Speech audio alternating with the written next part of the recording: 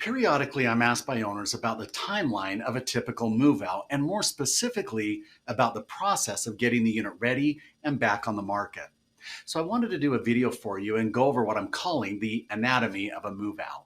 I want to preface this content by saying that we have a legal responsibility to the vacating tenant to have their deposit returned to them in 30 calendar days or an accounting of what they were charged for if it's not the full deposit, and this is also required within 30 calendar days. If we don't have that returned to them within that time period, the tenant is entitled to their full deposit returned plus a $100 fine and any legal fees. As I take you through this video, keep in mind that on an average month, there is only 20 to 22 working or business days, which with the process I'm going to present to you today, you will see makes our timeline extremely tight. Now, we typically know 30 days in advance that the tenant is moving. In our move outs meeting each week, we address each move out and tenant's date to vacate. So our first step in the process is a complete move out inspection.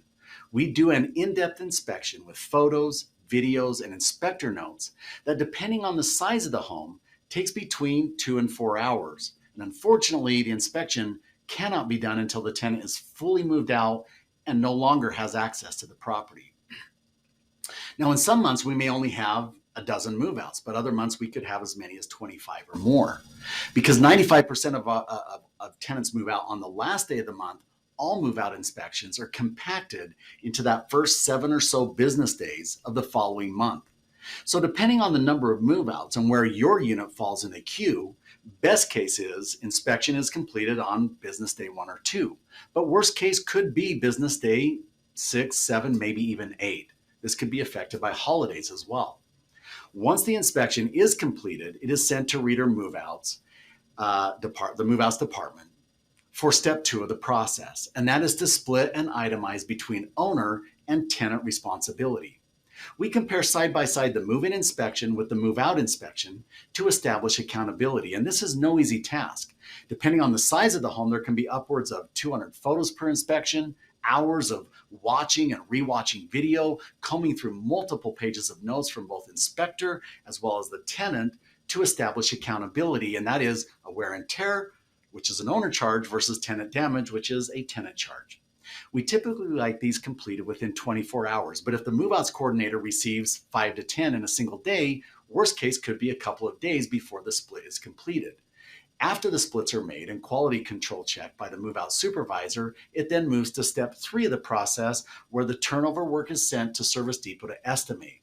We ask for a 24-hour turnaround, but during the summertime, their estimator could be working through a dozen estimates, and it could be several days depending on, again, where your property is in the queue. So your best case scenario, you could see potentially a 1 business day turnaround, or as many as 3 to 5 business days, worst case scenario, to get estimates back from Service Depot.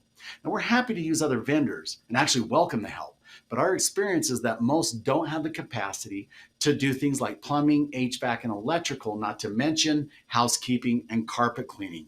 And so we don't get complete estimates, causing delays in the process, resulting in us potentially having to return the full security deposit to the tenant. Step 4 of the process is, once we have estimates, Service Depot reaches out to the owner to get permission directly from you, the owner, to do the owner wear and tear items. It's cheaper for the owner to get the work done while the technician is already there doing the tenant side of the repairs. If the owner agrees, he gets with his scheduler to get the job on the schedule as soon as it is available. This could range, depending on availability, from 2 to 7 days. If the owner requests change to the owner estimate side, this is where things get sticky. It gets put back on Service Depot's schedule to re-estimate, and can take a few business days for him to cycle through the rest of his estimates he's currently moved on to after estimating yours and get back to the requested revisions. If the back and forth between Service Depot and owner gets extended or requires additional assistance from Reeder, the job gets delayed on getting on the schedule until there is final owner approval, and only after all the back and forth is complete, it's then added to the schedule, which it's likely our window for tech availability is closed due to other jobs, and it could likely be pushed out another 7+ days, as the schedule is likely to have filled up. And this is why we encourage owners, probably ad nauseum, to get things solidified with Service Depot as soon as possible. If the owner does not respond to Service Depot's owner responsibility estimate, we ultimately just go ahead with the tenant's side of the repairs to meet that 30-day obligation to the tenant's security deposit. Keep in mind, however, that we found over the years that if owners do not respond or decline the wear and tear items, invariably the new tenant coming in will put in a work order to fix those exact items. But the cost goes up exponentially as now we're having to make special trips to the property. So if everything has gone according to plan up to this point, the best case scenario for starting work, not completion, just starting the work, looks like this. Best case scenario would be 5 to 8 business days, which translates to about 10 calendar days, again, depending on weekends and holidays.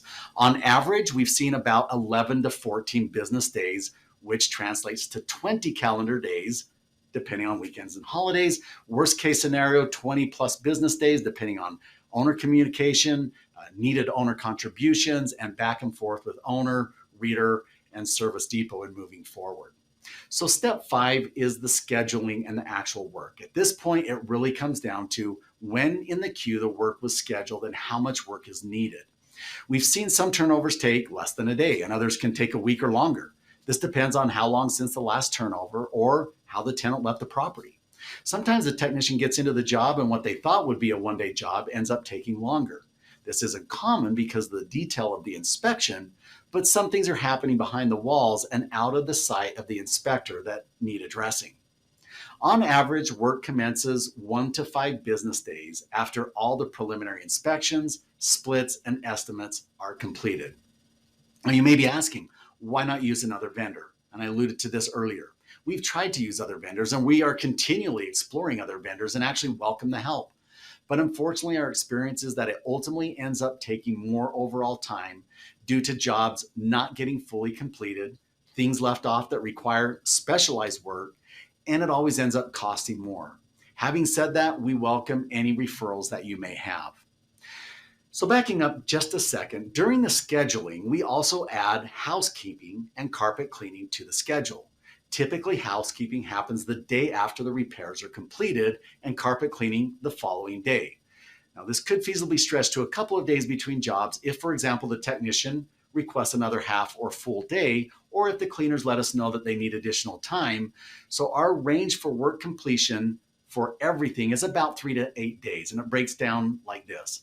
You figure 1 to 5 days for repairs, another day for cleaning or housekeeping, and another day for carpet cleaning. And keep in mind that is if we have one vendor that can do all the repairs, the professional cleaning, the professional carpet cleaning, like a Service Depot.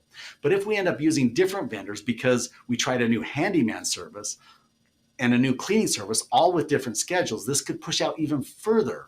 Or we've seen situations where the cleaning company is starting to clean before the handyman company has even finished. So to summarize the different scenarios, now start to completion. Keep in mind we have an average of 20 to 22 business days in any calendar month. Our best case scenario is 13 to 15 business days, which is 3 calendar weeks. What we found on average is 16 to 22 business days, which is 3 to 4 calendar weeks. And worst case scenario, 30 plus business days. This would be in the case of an unresponsive owner or an owner that keeps modifying the owner side of things, etc. But it's not just the time loss in the back and forth between the owner and Service Depot. It's that if it pushes into the next month, we're now competing with next month's move out and an already tight vendor schedule. So to conclude, I ask that when you are notified about owner wear and tear items, estimates, splits, requests for owner contributions, etc., that you act quickly. Once we hit that 30th calendar day, we've run out of options, and you may be stuck with footing all of the tenant damages and returning their deposit. I hope this has been helpful in understanding all that goes on in a typical move out. Feel free to reach out to me if you have any questions, and thank you for watching.